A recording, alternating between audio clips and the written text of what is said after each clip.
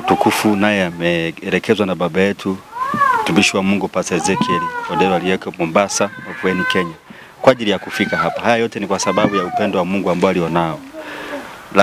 Mpaka sasa vitu vilivyoko mbele yetu ni tuna kilo za mchele 200, lakini tuna mahindi magunia 2, tuna sabuni za kufulia, za unga, lakini pia za miche. Tuko na kilo 100 za sukari, lakini pia tumeleta maharage gunia 1, mkaa wa kupikia gunia 1, na mafuta ya kupikia galoni 10, ni sawa na vidumu vidogo 5. Lakini pia tumekuja na mikate yenye thamani ya shilingi 50,000, mikate 20 jumla. Pia tumeleta gesi kubwa kwa ajili ya kupikia, mitungi 2 kama mnavyoiona, ambavyo kwa haraka vina gharama ya shilingi kama 2,301,000, ambayo upande wa hospitali jumla ni milioni 14,535,035, na upande huo wa kanisa nimesema ni milioni 20. Lakini baada ya hapo pia mtumishi wa Mungu Pastor Ezekiel, eneo la 3 lilikuwa ni eneo la shule. Tumeweza kufika katika shule ambayo shule ya msingi Mwenge, shule ya msingi Mwenge ambayo ina mabweni 2 yamejengwa. Bweni la kwanza linachukua watoto 120 ambao ni watoto wenye mahitaji maalum wa kike, yachukua watoto 120 bweni la wasichana, lakini bweni jingine linachukua watoto 80 wa kiume. Na mabweni hayo yalikuwa hayana vitanda, ilikuwa yana mahitaji ya vitanda, lakini pia yalikuwa yana mahitaji ya godoro.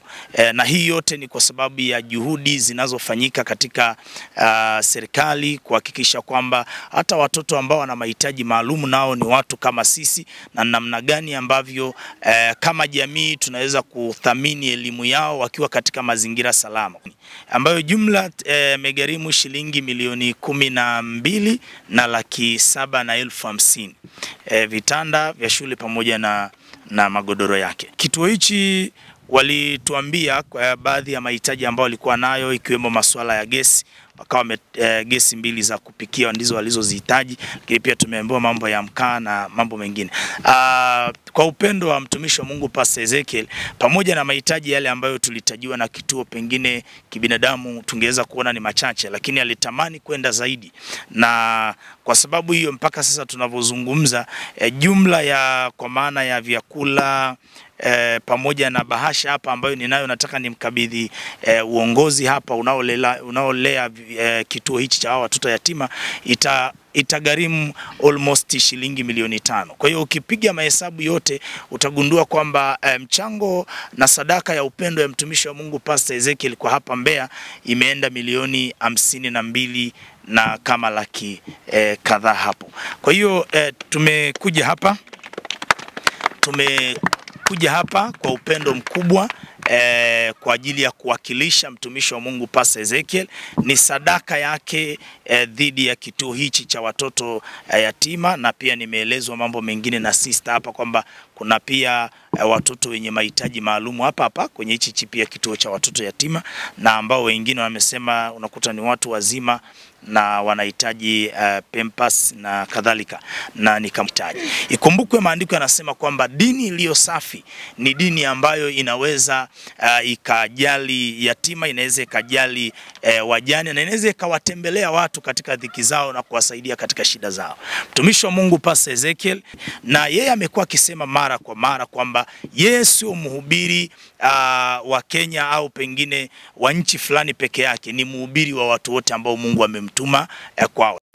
Pili, tunapenda kumshukuru sana Pastor Ezekiel ambaye sio Mtanzania, lakini bado ana upendo kwa Watanzania. Anaamini kwamba wote ni wana wa Mungu, hata kama sio taifa lake, hata kama sio dini yake, lakini bado anaonesha upendo wa hali ya juu. Sisi kama wana kituo cha St. Alamano Shewa hatuna cha kumlipa zaidi, tutazidi kumuombea ili yote anayofanya kwa ajili ya wanadamu, kwa ajili ya Watanzania na kwa ajili ya mataifa mengine yazidi kufanikiwa. Kituo cha kwanza ni kituo cha watoto wenye ulemavu. Tuna watoto 8, wa kike 4 na wa kiume 4. Cha pili pale ni kituo cha watoto wenye mazingira magumu. Hawa watoto wanatokana na sisi wenyewe wazazi tunaolegea kuwalea. Changamoto zao zilizo nyingi ni wazazi wanaotengana. Wazazi wakishaachana, mtoto anabaki hana msimamo, shule hasomi, anabaki ni mzururaji wa mitaani. Tunaona moyo wa Ezekiel katika nchi ya Tanzania. Kweli yeye ni Mtanzania. Sisi tunamuona kama Mtanzania saizi.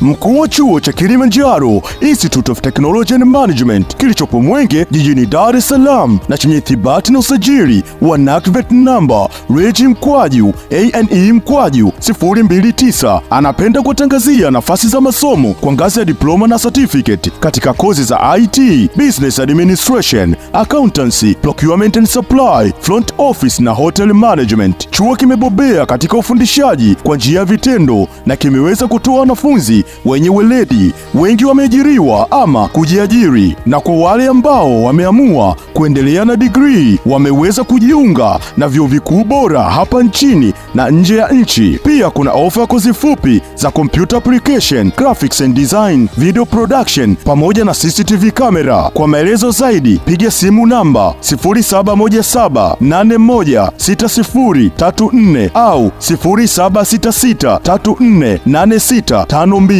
KITM, elimu na ujuzi kwa maendeleo ya uchumi.